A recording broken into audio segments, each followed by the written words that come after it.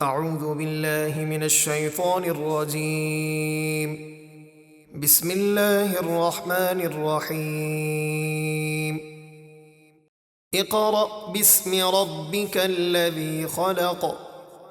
اے حبیب، اپنے رب کے نام سے پڑھیے جس نے تمام مخلوق کو پیدا کیا۔ خلق الانسان من علق، جس نے انسان کو جمے ہوئے خون سے بنایا۔ اقرأ وربک الاکرم، اے حبیب پڑھیے، اور آپ کا رب ہی سب سے بڑا کریم ہے، الذی علم بالقلم، جس نے قلم سے لکھنا سکھایا۔ علم الانسان ما لم يعلم، انسان کو وہ سب کچھ سکھایا جو وہ نہ جانتا تھا۔ مفسرین کے ایک قول کے مطابق اس آیت میں انسان سے مراد حضور سید عالم صلی اللہ علیہ وسلم ہیں۔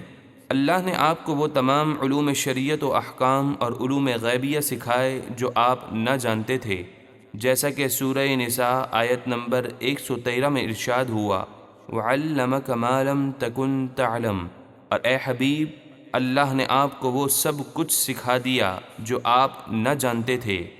کلا ان الانسان لیطغی، ہاں بے شک انسان ضرور سرکشی کرتا ہے، ان رآہ استغنی، اس بنا پر کہ اس نے اپنے آپ کو غنی سمجھ لیا۔ یہ آیات ابو جہل کافر کے بارے میں نازل ہوئیں جس نے دنیاوی مال و دولت ملنے پر غرور و تکبر کیا اور سرکشی میں مبتلا ہو گیا۔ ان الی ربک الرجعی، اے حبیب بے شک سب لوگوں کو آپ کے رب ہی کی طرف لوٹنا ہے۔ ارأیت الذی ینہی، بھلا اس کافر کو تو دیکھو جو نماز پڑھنے سے منع کرتا ہے۔ عبدا اذا صلی، ہمارے بندے کو جب وہ نماز پڑھے۔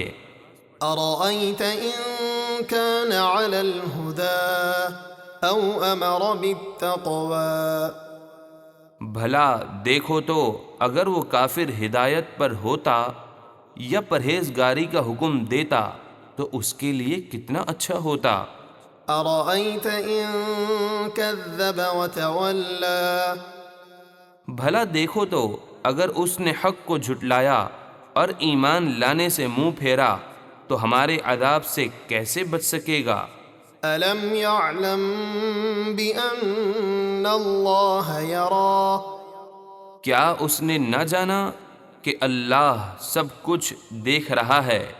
کلا لئن لم ینتہ لنسفعا بالناصیہ، ہاں اگر وہ کفر اور نافرمانی سے باز نہ آیا تو ضرور ہم اسے پیشانی کے بال پکڑ کر کھینچیں گے اور جہنم میں ڈالیں گے۔ ناصیۃ کاذبۃ خاطئہ، وہ پیشانی جو جھوٹی خطا کار ہے۔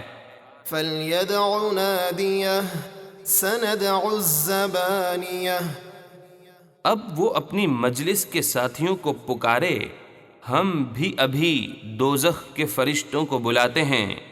کلا لا تطعہ واسجد واقترب، وہ عذاب سے ہرگز نہیں بچ سکے گا۔ اے حبیب آپ اس کی بات نہ سنیں اور سجدہ کریں اور ہم سے مزید قریب ہو جائیں۔